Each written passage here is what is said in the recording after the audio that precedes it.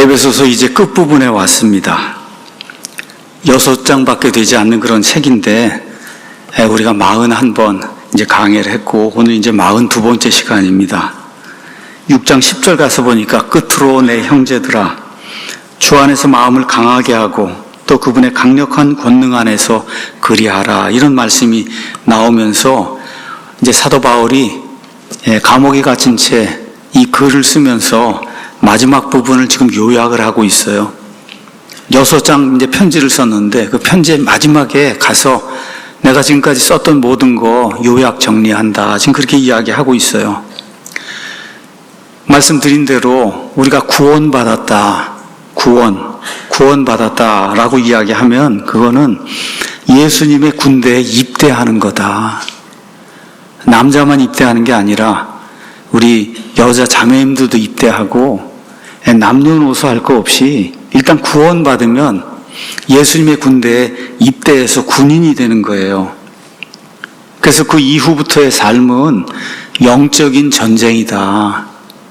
그래서 예수님 믿고 나면 우리가 놀이터로 부름을 받아갖고 놀이터에서 놀라고 게임하고 놀고 이렇게 하라고 하나님 우리를 불러주신 게 아니라 전쟁터에서 전쟁하라고 우리를 불러주신 거다. 이걸 늘 기억을 해야 돼요. 그러니까 교회에 이렇게 오시면은 좀 심각하게 생각을 하셔야 돼. 내가 어떤 존재인가. 나는 전쟁터에 전쟁을 하도록 부르심을 받은 하나님의 군인이다.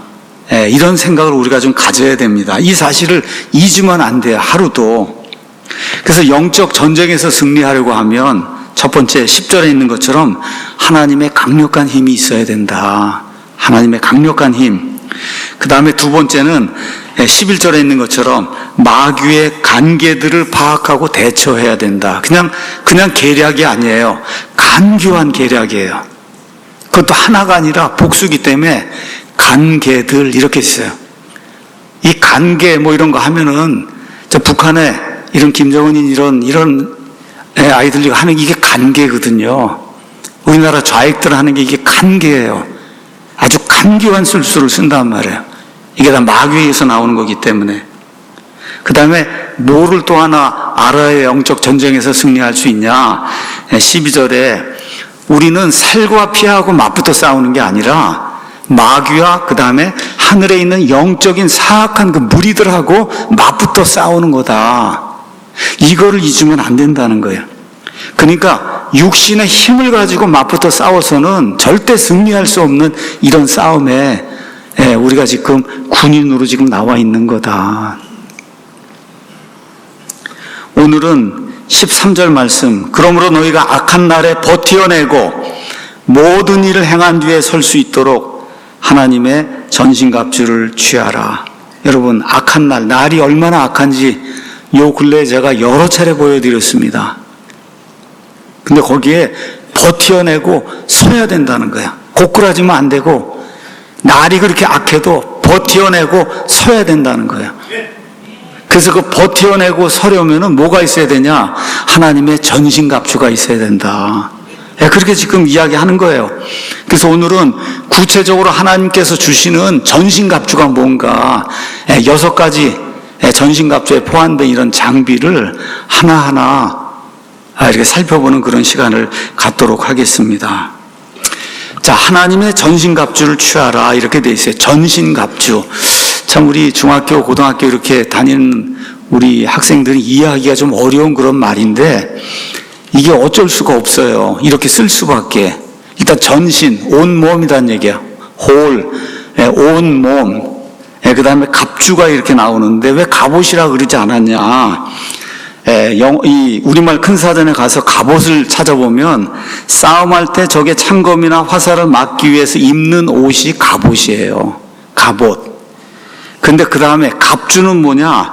갑옷에다가 투구를 더하면 갑주가 되는 거예요. 그래서 여기 주라고 하는 말, 갑주 할 때 주는 투구 주자예요. 투구. 그러니까 이렇게 갑옷만 있으면 안 되고 여기 뭐가 있어야 돼요? 투구가 있어야 된다고요. 그 투구까지를 다 합친 게 갑주예요. 그러니까 이게 정확한 말이에요. 우리나라 말로는 정확하게 하나님의 전신갑주다. 그렇게 할 수밖에 없는 거예요. 자, 14절부터 이제 17절에서 사도 바울은 하나님의 이 전신갑주에 포함된 6가지 장비를 우리에게 이제 알려주고 있습니다. 이 그림은 이제 가서 보시면 이게 로마 사람들, 그 군인들이 싸움하러 나갈 때 입었던 전신갑주입니다. 자, 전신갑주. 자, 1번이 바울이 뭐라고 얘기하냐? 진리의 허리띠를 떼야 된다. 진리의 허리띠. 그 다음에 여기 2번이라고 되어 있는 게 의의 흉갑을 입어야 된다. 의의 흉갑. 그 다음에 3번째 화평의 복음의 신발을 신어야 된다. 신발. 그 다음에 4번째가 믿음의 방패를 가져야 된다. 그 다음에 5번째 가서 보니까 구원의 투구를 써야 된다. 그 다음에 6번째 성령님의 검을 휘둘러야 된다. 이렇게 이제 돼 있어요. 이게 로마 시대 그 당시에 군인들이 싸움터에 나갈 때 다 저렇게 하고 나간 거예요. 그러니까 저런 모습을 보는 게 사도 바울 시대에는 너무 평범한 일이었어요. 군인이 싸움터 나가면 저렇게 하고 나가야 돼. 저렇게. 지금 우리가 저렇게 싸우지 않지만 사도 바울이 살던 그 시대에 저렇게 싸움을 하고 가야 그래야 싸움에서 승리할 수 있었어요. 그래서 그와 같은 그 메타포, 어떤 이미지 이런 걸 사용을 해서 바울이 우리에게 우리가 영적인 싸움을 하기 위해서는 이렇게 적어도 6가지 장비를 가지고 나가야 그래야 이길 수 있다. 이렇게 지금 이야기하고 있는 겁니다. 자, 먼저 진리의 허리띠를 한번 보도록 하겠습니다. 진리의 허리띠. 진리의 허리띠, 이 허리에 이렇게 가죽 같은 걸로 이렇게 찾는데 커다란 검도 거기 걸고 조그만 검도 걸고 뭐 이렇게 이제 돼 있는 게 진리의 허리띠입니다. 여러분과 제가 아시는 것처럼 사람이 일할 때 버티고 서기 위해서 가장 필요하고 가장 중요한 게 뭐예요? 허리. 허리가 아프면 아무것도 못 하잖아요. 그렇죠? 사람이 딱 한중간에 들어있는 이 허리. 아프거나 약하거나, 근데 허리가 강한데도 여러분 옷 이렇게 그냥 동여매지 않고 헐렁헐렁하게 바지 입고 뭐 이러면 여러분 무슨 일을 할 수 있어요? 아무것도 못해요. 어떻게 해야 돼요? 허리를 졸라매야 되는 거죠. 그렇죠? 졸라매야 되는 거예요. 허리가 약하면 안 됩니다. 그렇죠? 허리가 아파도 안 돼요. 허리가 느슨해도 안 되는 거예요. 무슨 일을 하려고 하면 졸라매야 되는 거예요. 그래서 바울이 그와 같은 그 이미지를 이제 사용을 해서 영적 전투에 나가는 군인도 마찬가지다. 먼저 허리를 강하게 해야 되고 허리띠를 졸라매야 그래야 전투하러 나갈 수 있다. 이러한 그 이미지를 지금 사용하고 있는 거예요. 자, 그런데 우리는 지금 남자들 같으면 가죽띠로 이렇게 허리를 졸라매는데 그런 걸로는 마귀를 졸라맬 수가 없잖아요, 여러분. 허리 가죽으로 뭐 마귀를 어떻게 졸라맵니까, 이게? 우리 전쟁하러 나갈 때 그게 안 되잖아요. 그러니까 지금 여기서 이야기하는 거는 진리의 허리띠로 허리를 졸라매야 된다, 동여매야 된다, 그렇게 이야기하는 거예요. 그러니까 저와 여러분이 싸워야 될 영적인 전쟁은 한마디로 이야기하면 진리 전쟁입니다. 여러분, 진리 전쟁을 위해서 여러분이 부르심을 받은 거예요. 그냥 교회 가서 킥킥대고 뭐 이렇게 하고 그냥 뭐 뛰고 놀고 이런 걸로 부르심을 받은 게 아니라 진리 전쟁을 하도록 부르심을 받았어요. 저와 여러분이. 믿습니까? 진리 전쟁. 그래서 기독교, 성경이 이야기하는 이 기독교는 진리고 기독교 이외에 다른 사상이나 철학이나 모든 종교는 비진리인 거예요. 이거를 여러분이 가서 선포하고 그래서 비진리를 부수도록 저와 여러분이 부르심을 받은 거예요. 그래서 교회, 또 교회에 속한 성도, 예수님의 몸에 속한 이런 성도는 진리만을 말하고 진리만을 믿고 진리만을 지켜야 되겠다, 이런 생각을 하고 믿음 생활을 해야 되는 거예요.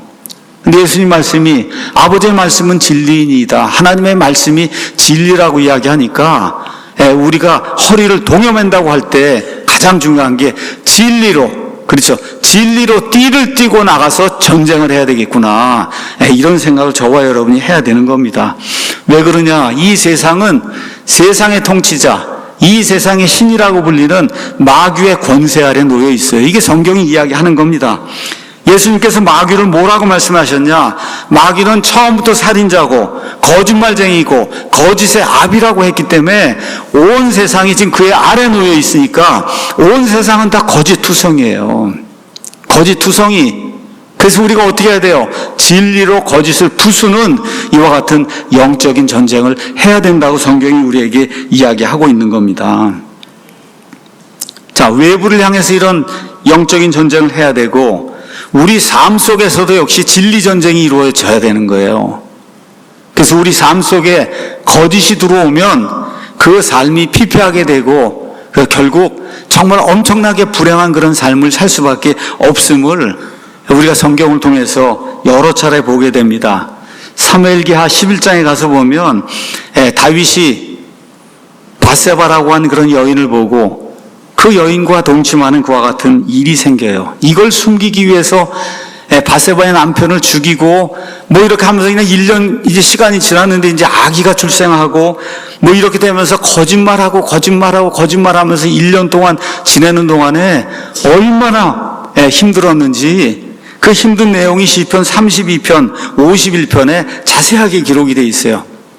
거짓이 우리 안으로 들어와서 이거를 자꾸 덮으려고 하면 인생이 꼬이는데 다윗처럼 그렇게 순진하고 순수하고 그런 사람의 인생이 꼬이니까 말 그대로 그냥 죽을 지경이 되는 그런 일이 생기는 걸 성경을 통해서 우리가 보게 됩니다.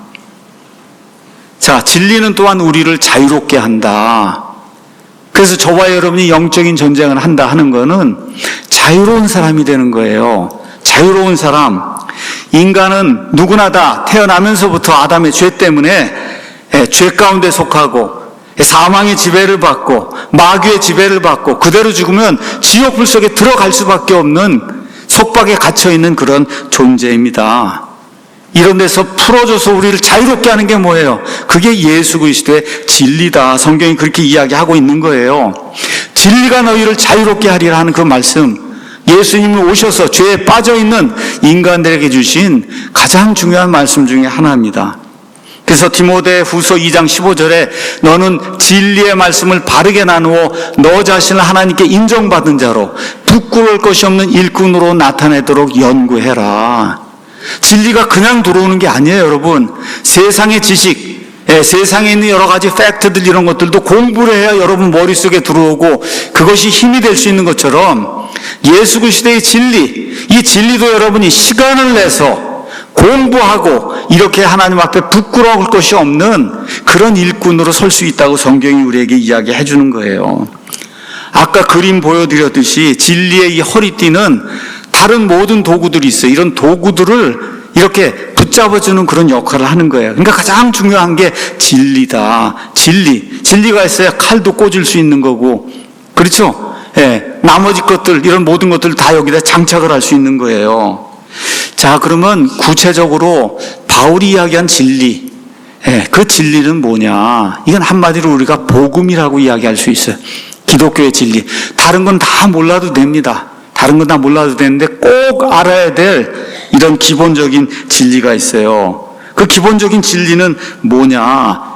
기본적인 진리? 고린도전서 15장 가서 보시면 형제들아 또한 나는 내가 너희에게 선포한 복음을 너희에게 밝히 알리노니 너희 역시 그 복음을 받았고 그 가운데 서 있느니라. 너희가 만일 내가 너희에게 선포한 것을 기억하고 헛되이 믿지 아니하였다면, 그 복음을 헛되이 믿지 아니하였다면 역시 그 복음에 의해 구원을 받았느니라. 그럼 그 복음이 뭐냐?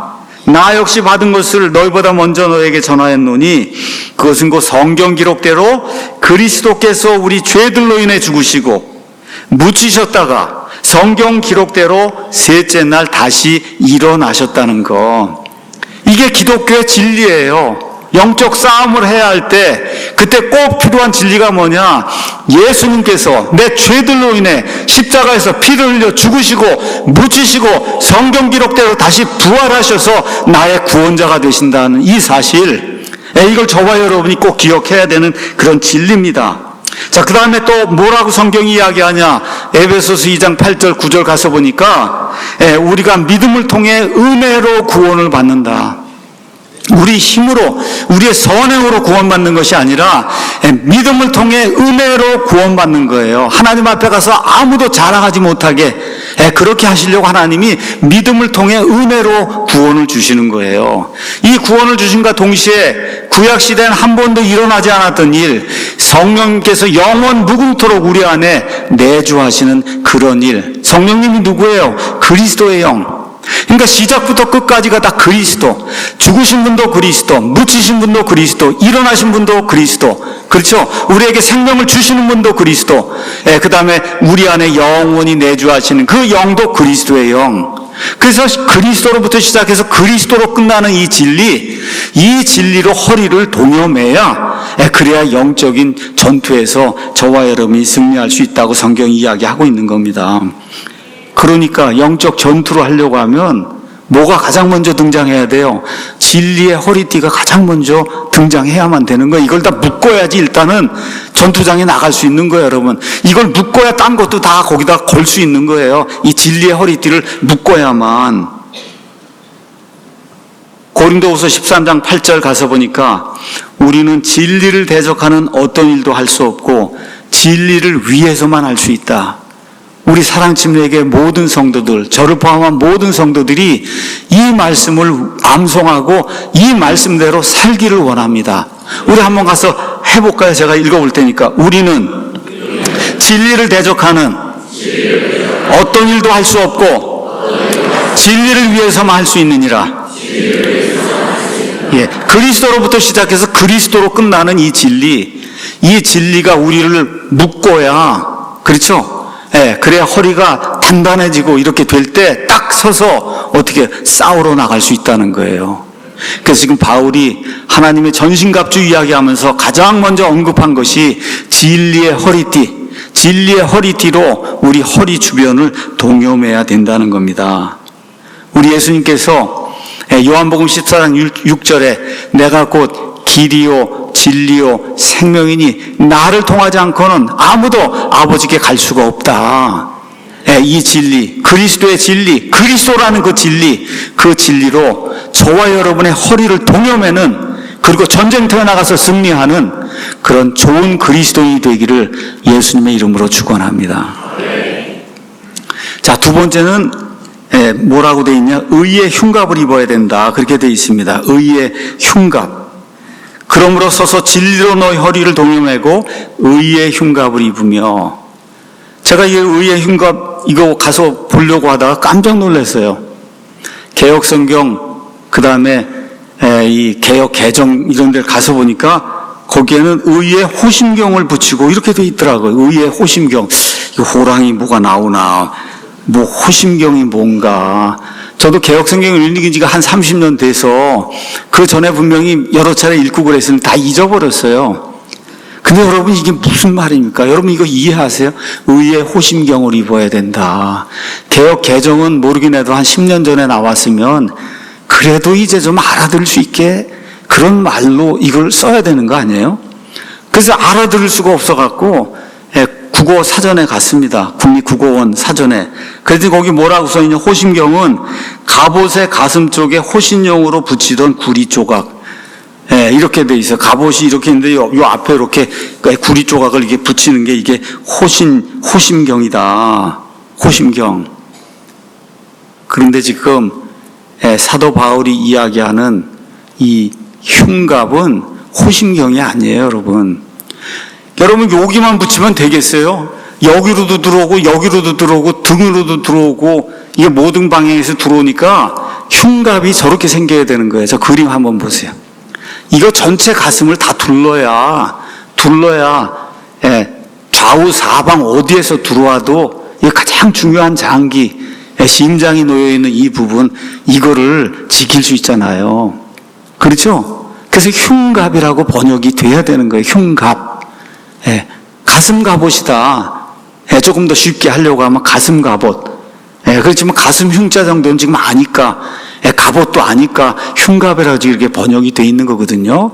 이게 정말 큰일입니다, 여러분. 이런 식으로 해서 호심경을 붙여라 그러고 그러면 이걸 누가 이해하겠어요? 너무 안타까운 그런 일이 생겨서 여러분에게 좀 말씀을 드립니다. 그래서 흉갑은 금속판이나 쇠사슬로 만든 갑옷인데 여기 목부터 시작해서 허리까지 앞뒤로 몸을 감싸는 이와 같은 갑옷을 흉갑이다. 저 갑옷을 로마의 군인들이 반드시 입고 그리고 이제 나가야 된 거죠, 싸움터에. 그래서 의의 흉갑, 그랬으니까 이거는 전투에 임하는 군인의 흉갑처럼 우리의 모든 중요한 장기가 다 이 안에 들어있잖아요. 이 안에 가장 중요한 게 심장이잖아요. 심장이 이 안에 들어있잖아요. 이거를 적으로부터 보호하고 방어하는 거죠. 심장은 영어로 hurt인데 hurt는 곧 마음을 이야기하잖아요. 우리 그리스도인으로서 우리가 지금 여러분 마귀하고 싸우는데 심장으로 싸우는 게 아니에요. 이게 지금 영적인 싸움이니까 마음의 싸움이 있단 말이에요. 이거를 이 흉갑으로 덮어갖고 이 싸움에서 우리가 이겨야 되는 거거든요. 그러니까 우리의 마음을 악으로부터 보호해서 우리가 거룩하고 순수하게 지낼 수 있도록 만들어주는 게 바로 흉갑인데, 흉갑. 그럼 왜 이걸 의의 흉갑이라고 그랬냐? 의는 righteousness 이제 이렇게 영어로 돼 있는데, 의는 두 가지가 나와 있습니다, 성경에. 하나는 예수님 때문에 예수님을 믿을 때 예수님이 우리에게 전가시켜 주셔서 우리의 계좌 안으로 밀어넣어 주시는 거예요. 우리 계좌 안에 없었어요, 의가. 여러분, 은행 계좌 안에 의가 없어요, 내 계좌 안에. 근데 예수님 믿는다고 고백을 하고 주여 예수님만 믿습니다 하니까 예수님이 의를 내 통장 안으로 이렇게 밀어넣어 주셔요. 그게 전가된 의예요. 전가된 그런 의. 고린도후서 5장 21절 가서 보시면 하나님께서 죄를 알지 못한 그분을 우리를 위해 죄가 되게 하신 것은 우리가 그분 안에서 하나님의 의가 되게 하려 하십니다. 우리에게 의가 없어요. 우리 통장 안에. 그런데 하나님 앞에 서려면 의가 있어야 되니까 어떻게 해요? 우리 통장 안으로 예수님의 의를 밀어 넣어 주셨어요. 이렇게 얻는 이런 의를 우리는 위치적인 의다, 그렇게 이야기하는 거예요. 우리가 아직도 죄인이에요. 죄덩어리예요. 근데 하나님 보시기에는 의인이다, 이렇게 되는 그러한 의, 이런 의미의 의가 있습니다. 그래서 빌립보서 이제 가서 보시면은 이런 말씀이 그 안에 기록이 되어 있어요. 빌립보서 3장에 8절에서 9절 사도 바울이 이제 이렇게 이야기합니다. 참으로 내가 확실히 모든 것을 손실로 여기나니 이는 그리스도 예수 내 주를 아는 지식이 가장 뛰어나기 때문이라. 내가 그분을 위해 모든 것을 잃는 손실을 입었고 그것들을 단지 배설물로 여기나니 이것은 내가 그리스도를 얻고 예수 그리스도를 얻는 거, 이거 진리를 얻는 거예요. 율법에서 난 나 자신의 의가 아니라 그리스도의 믿음을 통한 의, 곧 믿음에 의해 하나님에게서 난 의를 소유한 채 그분 안에서 발견되려 합니다. 하나님 앞에 딱 갔는데 이 의가 없어요. 이 의가 발견이 되잖아요, 나한테. 그럼 어떻게 돼요? 지옥에 들어갈 수밖에 없는 거예요. 이 의가 내 안에서 발견이 돼야 돼요. 근데 내 힘으로 못 구해요. 어디서 오는 거냐? 하나님이 선물로 예수 그리스도를 통해서 주시는 거, 이게 발견이 돼야 하나님 앞에 설 수 있는 겁니다, 여러분. 그래서 그거를 의의 흉갑이다, 지금 그렇게 이야기했습니다. 자, 동시에 또 어떤 것이 있느냐? 욥의 사례를 한번 가서 보세요. 욥이 하나님 앞에 가더니 하나님한테 뭐라? 욥 저놈 나쁜 놈입니다. 하나님이 지켜주니까 지금 저렇게 의롭다 그러지, 다 물건 뺏어가고 그러면 하나님 욕할 겁니다. 그리고 나타나잖아요. 욥에게만 그럴 거예요? 하나님 앞에 가서 저에 대해서 정동수 목사라는 사람하고 형편없는 사람이다, 그럼 지금 꼭 고소하지 않겠어요, 여러분? 그렇죠? 지금도 여러분도 마찬가지고 하나님 앞에서 우리를 고소하는 자가 마귀라고 그랬잖아요. 이렇게 될 때 낙심돼 갖고 그러면 안 되죠. 뭐가 있어요? 하나님이 주신 의가 있잖아요. 그 의로 이기는 거예요. 의로 이기는 거다. 그 의로. 동시에 의의 흉갑에 나오는 그 의는 그리스도인이 하나님의 의를 받았기 때문에 이 땅에서 의롭게 사는 그런 행위를 이야기하는 거예요. 행위. 그래서 그리스도 안에서 우리가 얻은 이런 위치적인 의, 이게 일상생활에서 나타나는 실제적인 의가 나타나지 않으면 어느 면에서 거의 소용이 없는 거예요. 나 의로운 사람 됐습니다. 그리고 나가서 동성애자 하는 데 가서 투표하고, 거기, 그렇죠? 낙태하는 당에 가서 투표하고, 여러분, 이게 올바른 일이 아니잖아요. 내가 하나님의 의, 옳은 걸 내가 받았어요.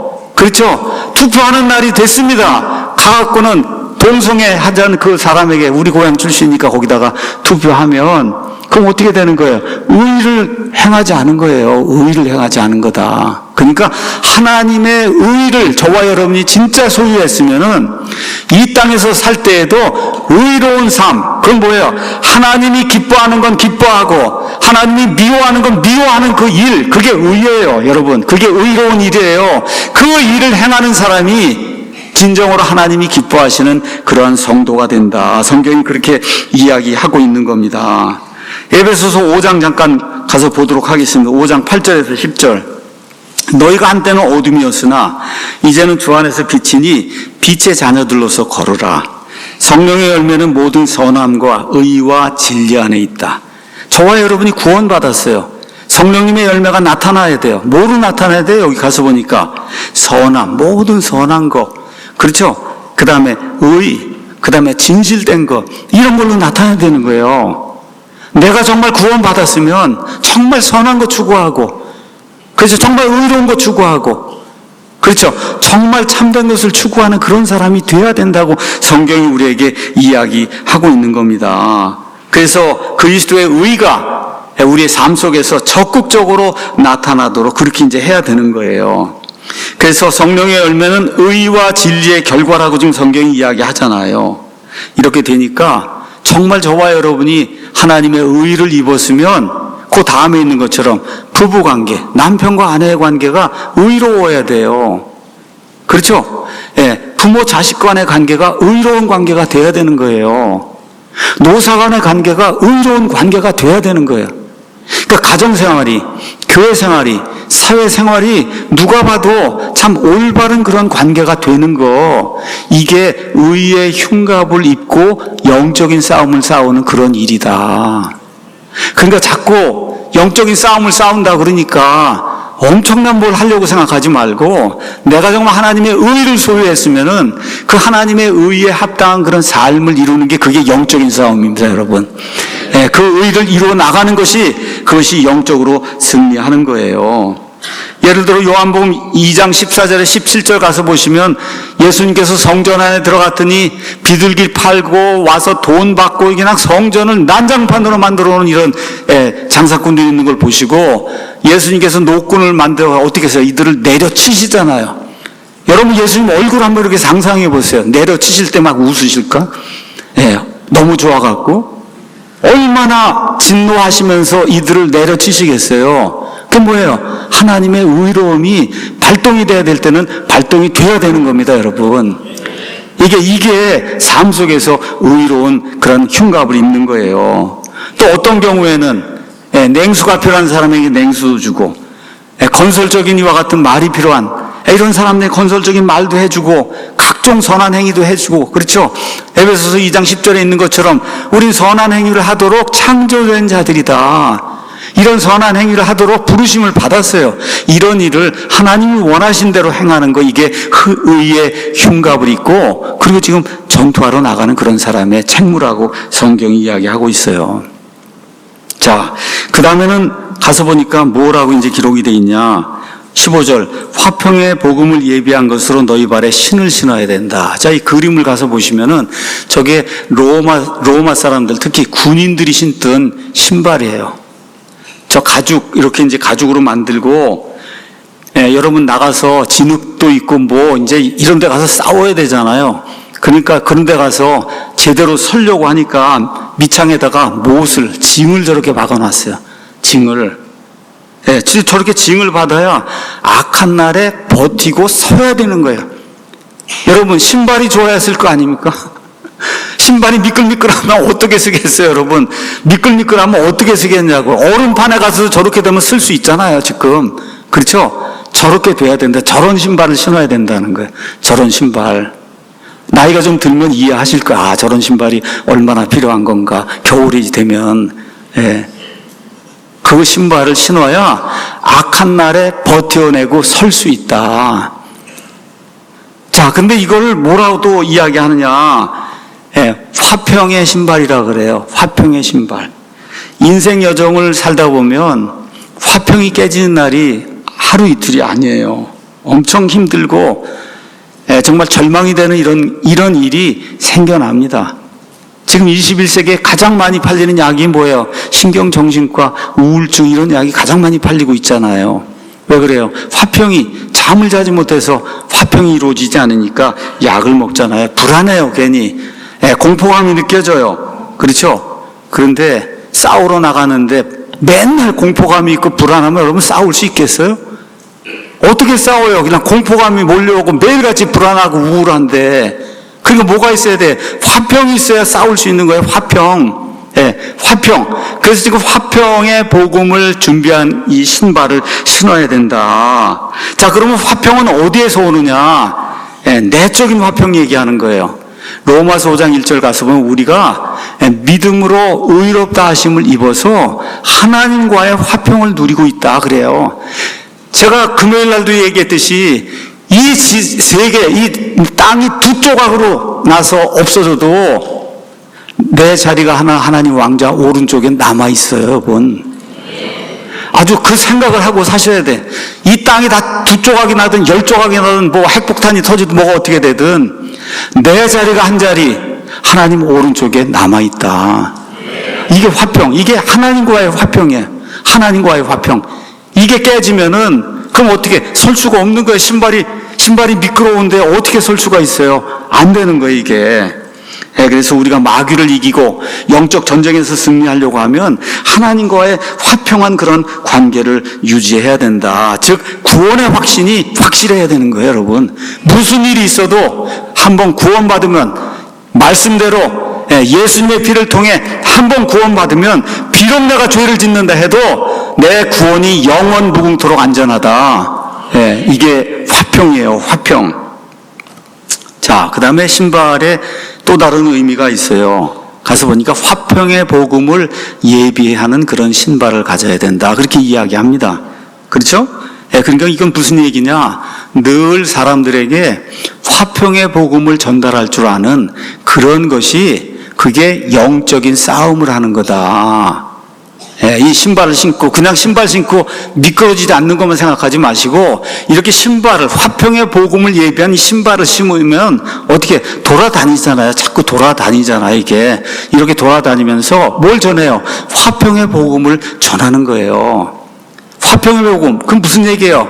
하나님과 사람이 원수 관계에 있습니다. 죄 때문에. 그렇죠? 이 원수 관계가 청산이 되지 않으면 그러면 지옥불 속에 갈 수밖에 없습니다. 그래서 화평의 복음을 통해서 예수 그리스도의 십자가의 보혈을 통해서 하나님과의 화평이 이루어질 수 있습니다. 이 화평의 복음을 전하러 다니는 이 일, 이것이 영적인 전쟁이다. 지금 성경이 그렇게 이야기해주고 있는 겁니다. 가서 보니까 로마서 10장 15절에 이렇게 이제 말씀이 나와 있어요. 어떤 사람이 보내어지지 아니하였다면 그들이 어찌 선포하겠느냐. 이것은 기록된 바 화평의 복음을 선포하며 좋은 일들의 반가운 소식을 가져오는 자들의 발이 어찌 그리 아름다운가. 여러분, 아름다운 발을 갖고 싶으세요? 그럼 어떻게 해야 돼요? 여기 있는 것처럼 화평의 복음의 좋은 소식을 갖다 자꾸 나르면은 하나님 보실 때 그 사람의 발이 아름답다는 거예요. 아름답다. 저도 그런 발을 갖기를 원합니다. 그래서 그 일을 하려면은 고린도 후서에 나와 있는 것처럼 이런 말씀 제가 한번 읽어보겠습니다. 고린도 후서 5장 18절 모든 것이 하나님에게서 났으며 그분께서 예수 그리스도를 통해 우리를 자신과 화해하게 하시고 화해하게 하는 사역을 우리에게 주셨어요. 세상에 나가서 하나님과 화해하는 그런 복음을 선포하라는 사역을 우리에게 주셨다. 곧 하나님께서 그리스도 안에 계셔서 세상을 자신과 화해하게 하시며 그들의 범법들을 그들에게 책임지우지 아니하시고 화해하게 하는 말씀을 우리에게 맡기셨느니라. 그런즉 하나님께서 우리를 통해 너에게 간청하신 것 같이 이제 우리가 그리스도를 위한 대사가 되어 그리스도를 대신하여 너에게 간구하노니 너희는 하나님과 화해해라. 먼저 우리가 하나님과 화해하고 그 다음에는 하나님과 화해하지 못한 그 사람들에게 화평의 복음을 가져다 줌으로써 하나님과 그 사람들이 화해하게 하는 그 일을 하는 것이 영적인 싸움이다. 이걸 화평의 복음을 예비한 것으로 신을 신는 것이라고 사도 바울이 이야기하고 있습니다. 자, 에베소서로 다시 넘어와서 그 다음에 가서 보니까 16절에 모든 것 위에, 이 세 가지 위에 믿음의 방패를 취해 그것으로 너희가 능히 그 사악한 자의 모든 불 화살을 꺼야 된다. 자, 방패, 그러니까 요런 방패 있잖아요. 이런 방패 얘기하는 게 아니고 여기 지금 나와 있는 방패는 저런 방패를 이야기하는 거예요. 저런 방패, 크기가 얼마쯤 되냐? 한 0.9m, 1.2m 이렇게 큰 방패를 이야기하는 거예요. 큰 방패. 이런 방패는 보통 나무로 만듭니다. 그 다음에 질긴 가죽으로 이걸 이제 덮는 거예요. 그래서 병사가 이런 방패를 이렇게 들고 있으면은 말 그대로 불화살이 날아올 때 요런 방패로 하면은 불화살이 날아오는 거 어떻게 막아요? 저 정도는 돼야, 그래서 눈앞으로 들어오는 이런 불화살을 막잖아요. 자, 그런데 이런 그 방패는 또 어떻게 돼 있냐? 가장자리를 서로 붙일 수 있게, 옆에 있는 사람 방패하고 서로 붙일 수 있게 이렇게 돼 있는 거예요. 그래서 방패끼리 맞물리면 저렇게 되는 거예요, 여러분. 저렇게 되니까 불화살이 오든 뭐가 오든 저러고서 앞으로 전진해 나가면은 그럼 못 들어오잖아요, 화살이. 그렇죠? 저런 의미의 방패를 이야기하는 거다. 저런 의미의 방패. 저 모든 것 위에 저런 방패를 각자가 들어야 된다는 거예요. 이 말은 뭐냐? 영적 싸움 많은 경우 혼자 합니다. 맞아요. 근데 어떤 때는 그리스도인끼리 저렇게 방패를 합쳐가지고 적군이 쏘는 그런 불화살을 막아내야 된다. 성경이 지금 그렇게 이야기하고 있는 거예요. 자, 그럼 여기 말하는 방패는 알겠는데 그럼 방패를 왜 믿음의 방패라 그랬냐? 믿음. 이 믿음은 예수님 믿을 때, 그렇죠, 구원받을 때 얻는 그런 믿음이 아니에요. 여기 나오는 믿음은 하나님의 약속에 대한 믿음이에요. 하나님의 약속에 대한 믿음. 이걸 지금 성경은 구원의 방패라고 지금 이야기하고 있는 겁니다.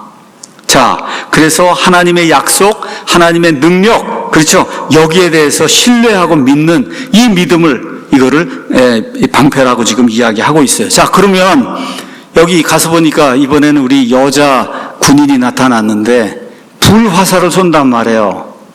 여자에게만 쓰는 게 아닙니다. 근데 남자 군인만 있는 것 같아서 제가 여자 군인도 하나 넣은 거예요. 우리 자매님들도 다 영적 전투를 해야 되니까. 자, 가서 보니까 저 사악한 자가 불화살을 쏜다는 거예요. 불화살. 이 불화살, 이게 중요한 거예요. 바울 시대에는 인화성 물질에 담가 불을 붙인 이런 화살, 이거를 적을 향해 쐈어요. 타르라든지 그 당시에 하여튼 기름이라든지 이런 거 해갖고 불을 붙여갖고 그래갖고 이제 쏜 거예요. 그럼 저런 방패가 있어야 저걸 막지, 요만한 거 이런 거는 막을 수가 없는 거예요. 자, 그러면 사탄이 불화살을 쏜다. 이게 무슨 얘기냐? 거짓말. 거짓말. 욥 같은 경우 한번 보세요. 거짓말하죠. 신성 모독하는 그런 말. 타인에 대한 증오심, 의심, 또 죄에 대한 불타는 욕구, 이런 걸로 불화살을 쏘는 겁니다. 이걸 다. 그렇죠? 또한 하나님의 선하심에 대해서 나쁘게 생각하는 이런 생각을 주는 거죠. 또 죄 지으면 너 구원 잃을 거야. 그래서 구원의 상실에 불화살을 또 쏘는 거예요. 그렇죠? 저 사람이 너에 대해서 이렇게 이야기하던데 이게 사실이냐 그러고 또 이렇게 중상모략하는 이와 같은 그 불화살을 쏜단 말이에요. 종류가 한두 가지가 아니에요. 사람마다 다 마귀가 쏘는 그런 불화살이 다르단 말이에요. 그래서 이걸 다 막아야 되는데, 그럼 막으려면 뭐가 있어야 돼요? 믿음이 있어야 돼요. 하나님은 신실하시다. 하나님의 약속들은 신실하시다. 내가 결코 너를 떠나지 아니하고 너를 버리지 아니하리라. 하나님이 말씀해 주신 그 약속 있잖아요. 그 약속을 굳게 잡는 거예요. 그래야 저 불화살들을 끌 수 있는 겁니다. 그래서 이거를 믿음의 방패라고 지금 성경이 이야기하고 있어요. 근데 사탄이 언제 쏠지 우리가 알 수가 없잖아요. 그러니까 늘 하나님만 의지합니다. 하나님만 믿습니다. 하나님은 옳으시고 저는 틀립니다. 거짓말쟁이입니다. 하나님 말씀대로 이루어지길 원합니다. 하나님만 신뢰하는 것, 저것이 믿음의 이런 방패를 가지고 영적인 싸움을 하는 거다. 자, 그 다음에 나오는 게 구원의 투구를 써야 된다. 이렇게 이제 돼 있어요. 구원의 투구. 군인들은 두꺼운 가죽이나 아니면 노쇠로 만든 이 투구 모자를 이제 쓰고, 그리고 로마 사람들은 이렇게 깃털로다 이렇게 해서 멋있게 이런 장식을 보통 이제 했다고 그럽니다. 투구의 용도는 칼이나 곤봉, 전투용 도끼, 이런 걸로 치게 될 때 이 머리를 보호하는 거죠. 머리를 보호하는 거다. 자, 머리를 보호하는데 왜 구원의 투구를 써야 된다 그랬을까? 구원. 그렇죠? 자, 구원에 대한 여러 가지가 있지만 사도 바울의 데살로니가 전서 5장 8절 가서 보시면 그러나 낮에 속한 우리는 정신을 차려 믿음과 사랑의 흉갑을 입고 구원의 소망을 투구로 쓰자. 그러니까 구원이라고 하는 거는 소망을 이야기하는 거구나. 소망을 투구로 써야 된다는 거예요. 투구가 신체의 중요한 부분인 머리를 보호했듯이 이 구원의 소망이 있어야 그래 어떻게 돼요? 영혼이 보존이 된다는 거예요. 영혼이 보존이 된다. 적의 공격으로부터 머리를 공격하는 거 치명타를 입히려고 할 때 뭐가 있어야 돼? 구원의 확신이 있어야 된다는 거예요. 구원의 확신. 말씀드린 대로 이 땅이 10개로 쪼개져도 내 자리가 한 자리 분명히 하나님 왕자 오른쪽에 남아있다. 이 구원의 소망의 투구가 있어야 된다는 거죠. 자, 군인이 지금 싸움하러 나가는데 아무 소망이 없어요. 그럼 이길 수 있겠어요, 여러분?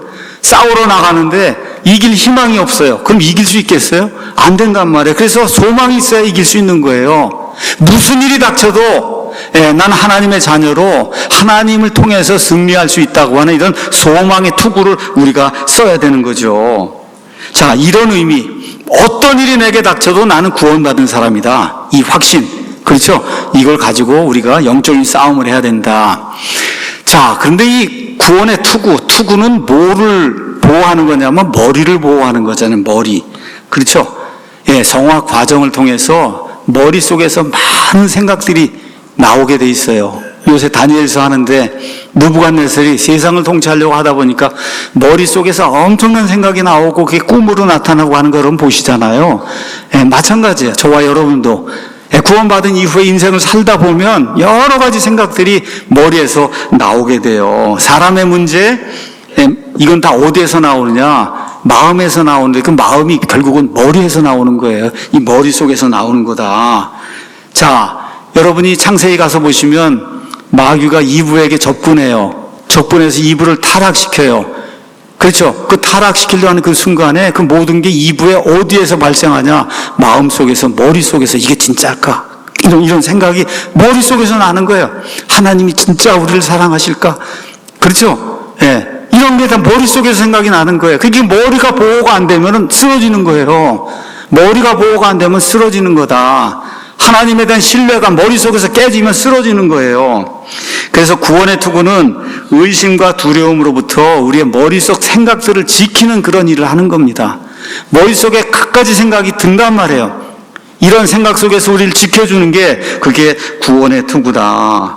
그래서 구원의 투구를 쓰면 우리 마음의 생각들이 성령님의 지배를 받게 되는 거예요. 성령님의 지배.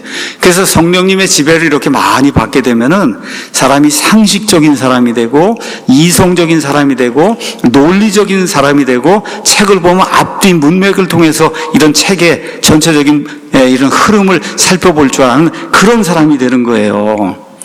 근데 오늘날에 많은 교회들의 문제가 있어요. 그것은 뭐냐? 이렇게 이성적인 그리스도인, 생각할 줄 아는 그리스도인 이런 거 되는 걸 원치 않습니다. 그냥 교회 와서 목사 말 듣고 교회가 하라는 대로 하고 열심히 충성 봉사하고 이렇게 하면 좋은 그리스도인이다.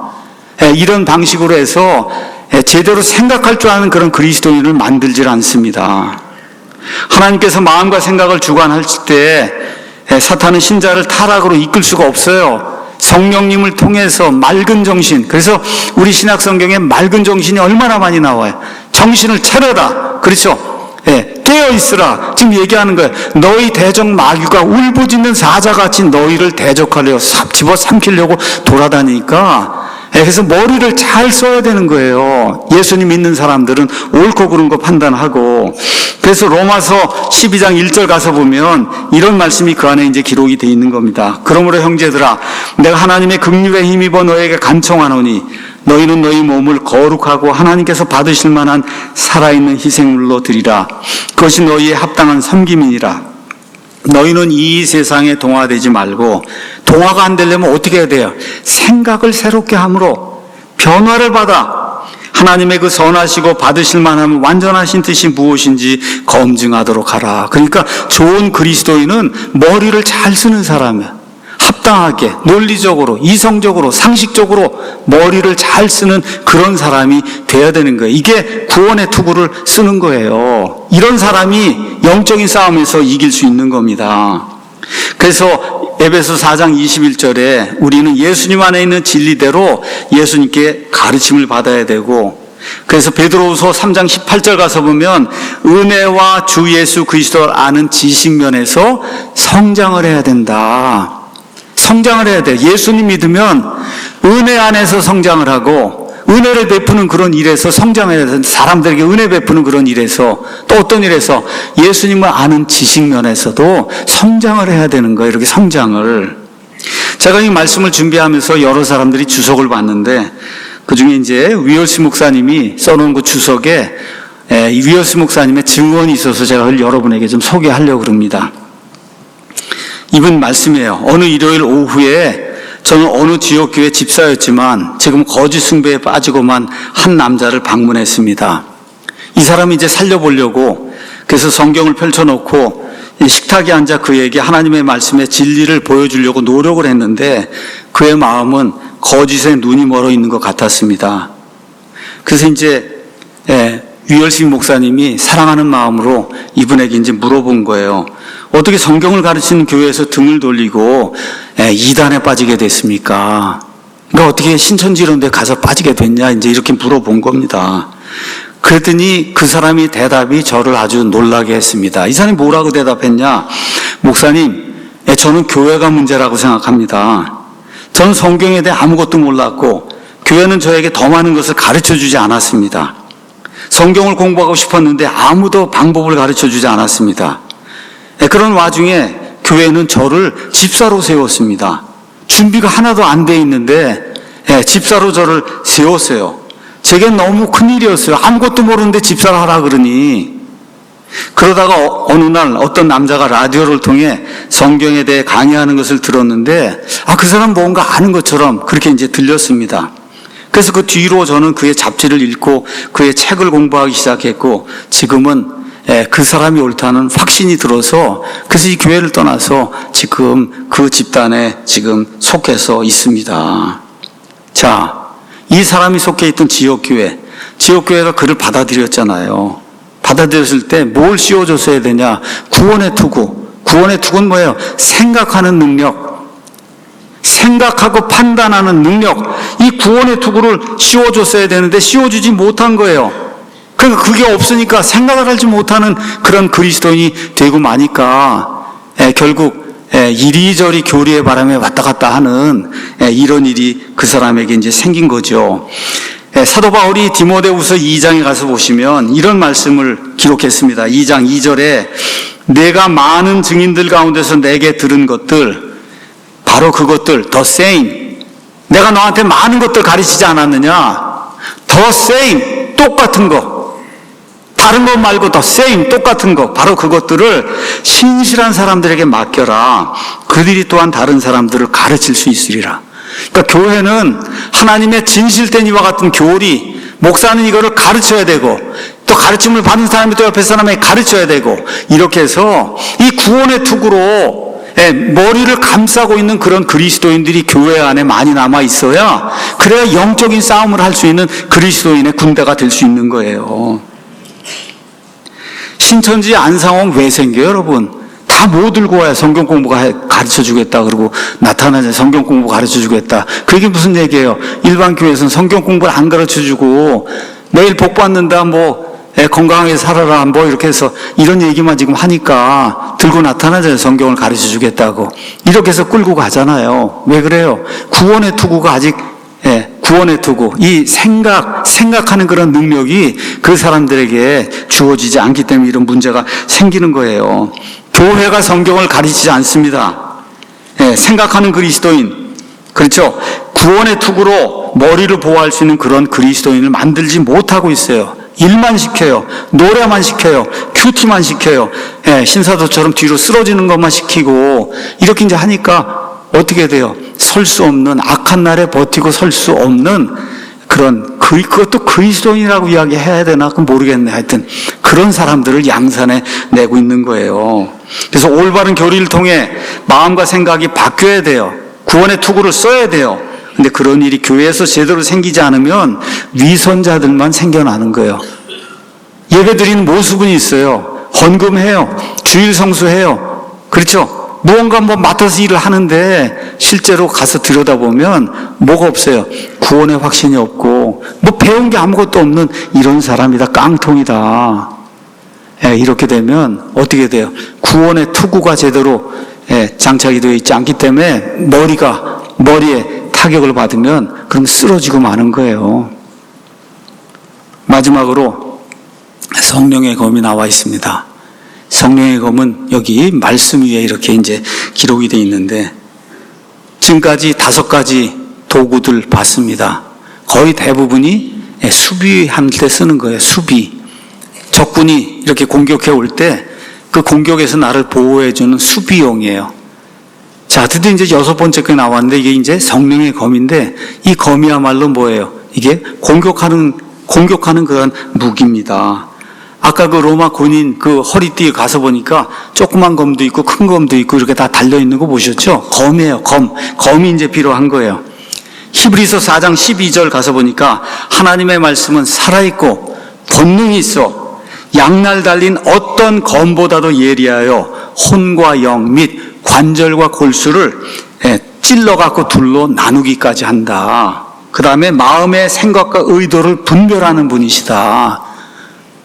왜 하나님의 말씀을 분별하는 분이라 그랬냐? 여러분 의인법 아시죠? 우리 국어 다 가서 보시면 의인법이라는 거 있잖아요. 지금 이거 의인법을 쓴 거예요. 의인법. 하나님의 말씀을 인격체로 지금 표현한 거예요. 의인법을 써서. 다시 한번 볼게요. 하나님의 말씀은 살아있고 그 영어로 quick. 그 다음에 권능이 있어. powerful해요. 그래서 양날 달린 어떤 검도 한 날만 달린 건 무뎌서 못 써요. 양날이 달려야지. 그래야 예리한 거예요. 근데 그러한 예리한 검들 중에 가장 예리하다는 거예요. 가장 예리하다. 그래서 어떻게까지 하냐? 혼과 영을 사람이 나누기가 대단히 어려운 요걸 딱 나눌 수 있는 하나님 말씀이 관절과 골수를 찔러 둘로 쪼개서 나누는 것처럼 그런 일을 할 수 있다. 그래서 가서 보니까 마음의 생각과 의도를 분별해요. 하나님 말씀이. 우리 사람은 거의 불가능해요. 저 사람이 얘기하면 그런가 보다. 속에 딴 마음을 품었어도 어떻게 알 수가 있어요. 저와 여러분이. 그런데 하나님의 말씀은 우리의 생각과 의도를 분별한다. 이러한 검을 들고 나가서 영적인 싸움하며 마귀에게 공격을 가해야 된다고 성경이 우리에게 이야기해주고 있는 겁니다. 다시 말씀드릴게요. 우리는 영적인 전투에 참여하고 있어요. 그러니까 몽둥이 들고 소리 지르고 마귀야 나가라 그러고 여러분 그렇게 해서 마귀가 나가지 않습니다. 나간다 그러고 소리 지르고 그거는 쇼하는 거예요. 쇼하는 거예요. 쇼. 아니 여러분 보이지 않는 마귀를 어떻게 몽둥이로 소리 질러갖고 육신의 걸로 어떻게 소리 질러갖고 내쫓아요. 그러니까 그런데 하는 데만 나타나잖아요. 그 마귀들이. 똑같이 그래서 할아버지 목소리도 내고 할머니 목소리도 내고 다 그거 하는 데만 나타나. 우리 교회 같은 데 있지도 않아요. 왜? 마귀가 있질 않으니까. 그래서 정신을 우리가 차려야 되는 거예요. 우리의 싸움은 영적인 싸움이지 육신적인 싸움이 아니다. 육신의 힘으로 소리로 질러갖고 뭘 어떻게 해봐야 된다. 이거는 사람의 생각이지 그걸 다 승리할 수가 없습니다. 자, 영적인 칼하고 물리적인 칼하고 차이를 제가 잠깐 말씀드릴게요. 이 물리적인 칼은 몸을 찌르는데 하나님의 말씀, 이 검은 어딜 찔러요? 우리 영혼, 마음을 찌릅니다. 육신의 칼은 사용하면 사용할수록 무뎌져요. 근데 하나님의 말씀은 우리의 삶을 더욱더 예리하게 그 옳고 그른 거 잘 분별할 수 있게 그렇게 만들어주는 거예요. 하나님의 말씀이 자꾸 사용이 되면. 육신의 검은 군인의 손이 필요해. 손이 있어야만 된단 말이에요. 근데 성령의 검은 살아있고 권능이 있기 때문에 그 자체에 힘이 있는 거예요. 하나님 말씀이 그 자체에 힘이 있는 거다. 성령님이 말씀을 기록하셨고 우리가 믿음으로 그 말씀을 받아 사용할 때 성령님이 그 말씀의 검을 휘두르는 그런 장본인이시다. 성령님이 하시는 겁니다. 육체의 검은 사람에게 이제 상처를 내서 해치고 죽이지만 성령님의 검은 상처를 내서 치유하고, 그렇죠. 저와 여러분 마음을 찌르는 그와 같은 하나님의 말씀이 들어오면 상처가 나잖아요. 이 상처가 나야 치유가 되는 거예요. 회개하고. 그렇죠. 이러한 일이 생기는 거다. 자, 예수님의 본을 잠깐 말씀드리겠습니다. 자, 예수님께서 공생이 시작하시면서 광야에서 마귀의 시험을 받는 내용이 마태복음 4장 1절에서 11절 기록이 돼 있어요. 마귀가 와서 시험할 때마다 예수님이 뭘 사용하세요? 성령의 검, 기록된 바. 그렇죠? 마태복음에 가서 보시면은 4절, 7절, 그 다음에 10절 가서 보면 예수님이 성령의 검을 사용하시는 거예요. 기록된 바, 기록된 바. 이렇게 기록되어 있다. 이렇게 기록되어 있다. 근데 중요한 사실이 있어요. 마귀가 예수님 시험할 때 마귀도 성경 말씀을 인용해요. 성경 말씀 마태복음 4장 6절. 근데 제대로 인용을 안 해요. 그래서 저와 여러분이 성경 말씀에 능통해야 되는 거예요. 제대로 인용해야 되는 거예요. 이단이라고 하는 게 다 어떤 거예요? 성경 말씀은 부분적으로 인용하거나, 그렇죠, 왜곡해서 그걸 해석하거나 하는 게 이단인 거잖아요. 그게 마귀가 하는 그런 짓입니다. 그래서 저와 여러분이 하나님의 말씀에 능통해야 되는 거예요. 결론의 말씀 드리겠습니다. 우리는 원수가 언제 어디서 어떻게 공격할지 알 수가 없어요. 그런데 우리는 하나님의 전신갑주를 입고 있습니다. 입고 있어요. 쓰는 방법을 지금 몰라서 그렇지. 그래서 우리가 베드로전서 5장 8절에서 9절에 있는 것처럼 항상 정신을 차리라. 우리 전신갑주 입고 있어요. 정신을 차리라, 깨어있으라. 너희 대적 마귀가 울부짖는 사자같이 두루다니며 삼킬 자를 찾나니 믿음에 굳게 서서 그를 대적해야 된다. 여러분에게 중요한 거 하나만 말씀드립니다. 자, 성도가 하나님의 전신갑주를 입었다면 마귀의 계략을 완전히 알거나 구체적으로 다 이해할 필요가 있을까요? 없어요? 없어요, 여러분. 그걸 어떻게 다 이해합니까? 이해하지 못해요. 뭐만 하면 돼요? 하나님의 전신갑주만 입고 있으면 되는 거예요. 하나님의 전신갑주만 입고 있으면 되는 거다. 그래서 그리스도인 군인은 그 순간 하나님의 갑옷이 자신을 보호하고 있다는 이런 것조차, 위험 속에 내가 빠져있다, 이런 것조차 인식하지 못할 수도 있어요. 괜찮아요. 왜? 하나님이 심지어 천사들까지 동원하셔서 보호해 주신다고 약속해 주셨으니까. 다만 뭐가 있어야 돼요? 정신 차리는 일은 있어야 되는 거예요, 여러분. 정신줄 다 놓고 있는데 하나님이 날 보호해 주신다 이렇게 생각하면 안 돼요. 정신줄 똑바로 잡고 정신을 차리고 깨어 있으면 그럼 어떻게 되는 거예요? 우리가 하나님의 전신갑주를 입고 있는 거예요. 그래서 오늘 아침에 제가 6가지를 이렇게 가서 봤어요. 생각해 봤습니다. 6가지도 그림 다시 한번 보세요. 진리의 띠를 떼야 되겠구나. 진리의 띠. 두 번째, 이 의의 흉갑을 입어야 되겠구나. 세 번째, 발에 징을 박아갖고 이거 신발을 신어야지만 이게 서겠구나. 그렇죠? 그 다음에 네 번째, 불화살이 매일같이 닥치는 말, 불화살이. 저 큰 방패로 이걸 막아야 되겠구나. 그렇죠? 이 머릿속에 잡다한 생각들이 들어요. 그거 어떻게 해야 되고 구원의 투구를 써야 되겠구나. 마지막 힘들고 어렵고 마귀가 계속 어렵게 하면 어떻게? 하나님의 말씀. 그래서 이번에 우리가 필사 성경 365구절 이제 만들잖아요. 그러면 이제 그것도 연습하는 거예요. 거기다 대고 이제 하나님 말씀 가지고 주여 도와주시기 바랍니다. 그렇게 하고 한 장씩 하면서 하나님 말씀으로 대적하는 거예요. 그렇죠? 이렇게 하는 것이 그리스도인의 영적인 전쟁이다. 어떤 의미에서 하나님의 전신갑주는 예수 그리스도 그 자체예요. 예수님이 진리잖아요. 예수님이 우리의 의잖아요. 예수님이 우리의 화평이잖아요. 그렇죠? 예수님의 믿음이 우리의 믿음을 가능하게 하는 그런 거잖아요. 우리 히브리서 12장 2절 가서 보니까 자기 앞에 놓여있는 이와 같은 영광을 이렇게 바라보시고 수치를 멸시하시고 그래서 우리 믿음의 창시자가 되셨다. 우리 믿음의 창시자. 그렇잖아요. 구원의 투구 이런 모든 것도 이제 보시면 예수님이 우리의 구원이시잖아요. 예수란 뜻이 뭐예요? 자기 백성을 그들의 죄에서 구원한다. 그렇죠? 또 예수님이 하나님의 말씀이잖아요. 그러니까 시작부터 끝이 예수 그리스도를 정확히 아는 거, 이게 영적 전쟁에서 승리하는 거다.